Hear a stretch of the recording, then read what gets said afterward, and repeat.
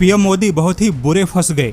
जी हां, आपने एकदम सही सुना, क्योंकि पीएम मोदी के मजबूत और वैश्विक नेता के छवि को ऐसा झटका लगा है जिसके बारे में खुद पीएम मोदी ने कभी सोचा नहीं था कि कभी उनके सामने भी ऐसा संकट खड़ा होगा। हालांकि पीएम मोदी को वह कौन सा झटका लगा, उसे जानने से पहले इस बात को जानना और समझना होगा कि आखिर कैसे भारत में हो रहे आंदोलन पे ग्लोबल मीडिया का दोहरा चरित्र सामने आया।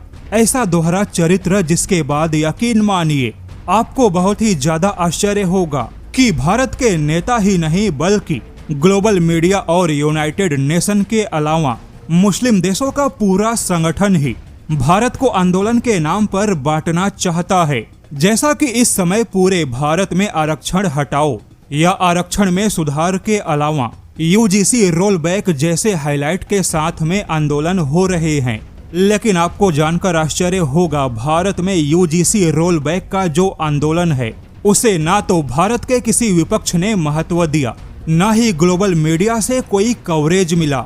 यहाँ तक कि यूनाइटेड नेशन भी इस पूरे आंदोलन पर चुपचाप बैठा है। लेकिन अब आपके मन में सवाल होगा कि भारत के ऐसे आंदोलन से यूनाइटेड नेशन या ग्लोबल मीडिया का क्या लेना देना। तो आपको बता दे, यूनाइटेड नेशन या ग्लोबल मीडिया मुख्य तौर पे मुस्लिम देशों की मीडिया आज यूजीसी रोल बैक या फिर यूं कहें कि सवर्ण समाज के आंदोलन पर चुपचाप बैठी है। यही यूनाइटेड नेशन और यही ग्लोबल मीडिया इससे पहले कॉकरोच जनता पार्टी के आंदोलन यानी सीजेपी का जो आंदोलन था उसे बहुत ही प्राथमिकता से कवर किया।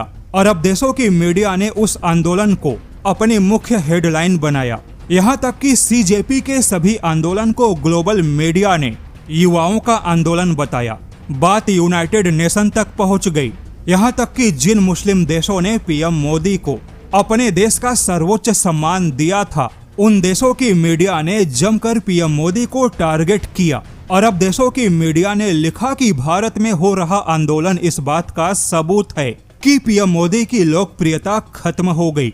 लेकिन अब यह दुर्भाग्य है जिस ग्लोबल मीडिया और यूनाइटेड नेशन ने कॉकरोच जनता पार्टी के उस आंदोलन को सपोर्ट किया जिसमें कहीं ना कहीं वह सारे तत्व शामिल थे जिसे सरकार दिमागी नक्सल या टूल किट और देश विरोधी तत्व मानती है। और हैरानी की बात है कि सरकार भी उस आंदोलन के सामने झुक गई।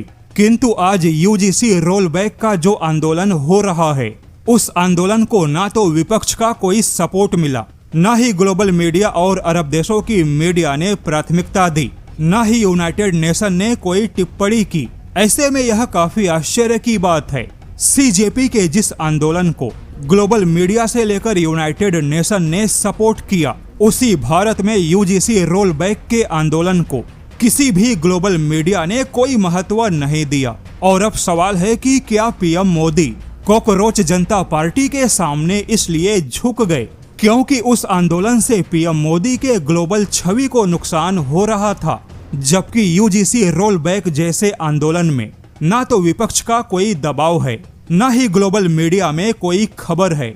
यानी यूजीसी आंदोलनकारी अपने ही भरोसे अकेले खड़े हैं।